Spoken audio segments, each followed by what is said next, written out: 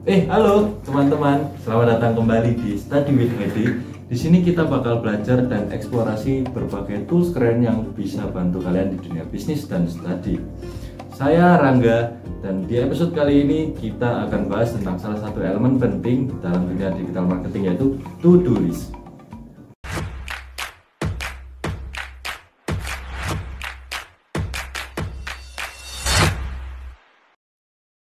Task management itu penting banget buat digital marketers, karena kita tahu dalam satu kampanye digital marketing ada banyak hal yang perlu dikerjain, mulai dari konten, SEO, media sosial, sampai koordinasi dengan tim.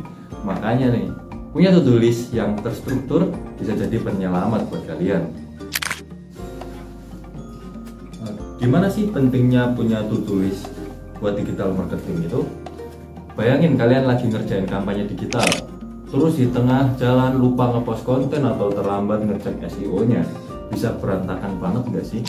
Nah, dengan to-do list, kita bisa memastikan semua tugas bisa termanage dengan baik.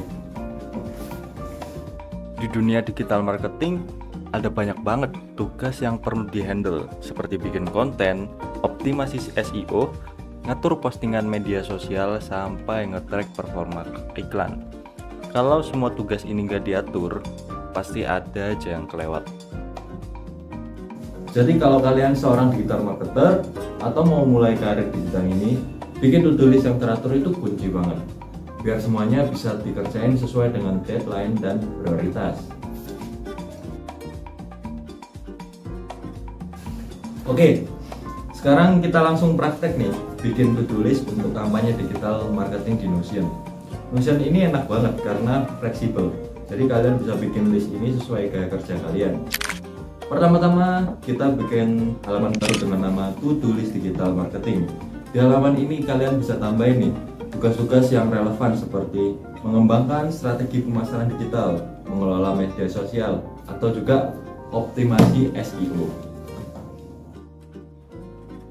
Nah, contohnya nih, untuk mengelola media sosial kita bisa bikin beberapa subtask.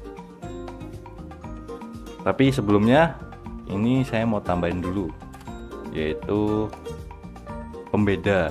Pembeda bisa menggunakan ini divider dengan cara tadi klik tambah, yaitu ada divider.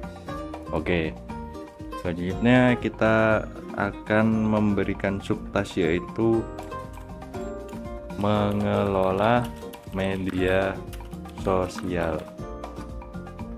Oke, kalau misalnya mau dijadikan ini sebagai headline, bisa kita ganti return into heading 1. Nah, lalu bawahnya kita tambahkan to-do list, turn into to-do list. Ini ya, turn into to-do list. Oke, untuk yang pertama seperti contohnya, yaitu jadwalkan posting Instagram. Lalu to-do list selanjutnya yaitu analisis engagement minggu ini. Selalu ada analisis engagement di saat kita sudah jadwalkan posting Instagram. Lalu yang terakhir, contohnya ya, update konten visual. Oke, to-do list sudah jadi.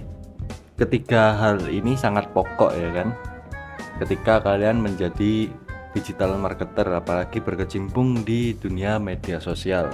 Ini ketiga ini hal yang istilahnya sangat umum dan wajib dilakukan. Oke, selain itu kita juga bisa tambahkan deadline untuk setiap tugas. Penambahan deadline saya biasanya menggunakan ini, hapus, tambahkan table view. Oke, nama konten. Untuk yang pertama, nama konten.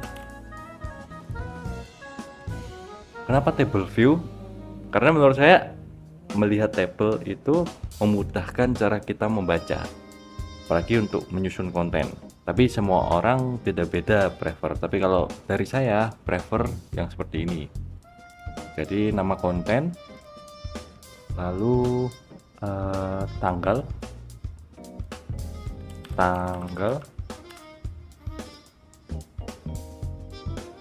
nah selanjutnya checkbox. Nah ini kalau misal sudah gini aja, undone or done. Undone.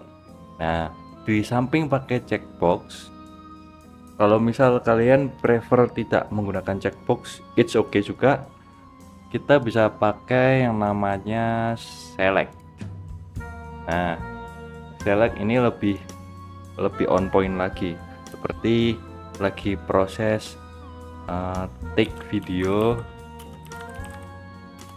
Oh sebelumnya scripting, bisa geser bawah. Nah scripting, take video, lalu editing. Nah selanjutnya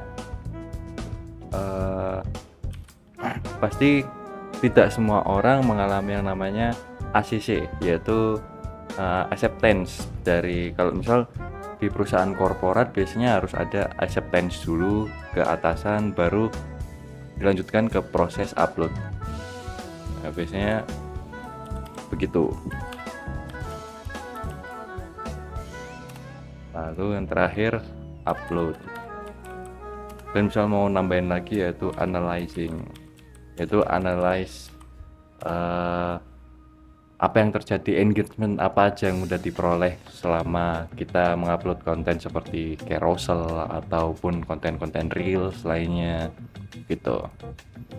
Nah selain to-do list, untuk tugas harian atau mingguan kalian juga bisa bikin list yang lebih strategis. Kayak misalnya optimalisasi SEO, mengembangkan rencana konten, atau juga mengelola hubungan dengan stakeholder. Dalam SEO, misalnya kita bisa bikin juga subtask kayak audit SEO, update kata kunci, atau cek backlink juga. Ini juga semua jadi lebih gampang dilacak kalau kalian punya to-do list yang rapi seperti ini di Notion. Nah, hebatnya lagi, di Notion kita bisa ganti tampilan tugas-tugas ini ke kalender view.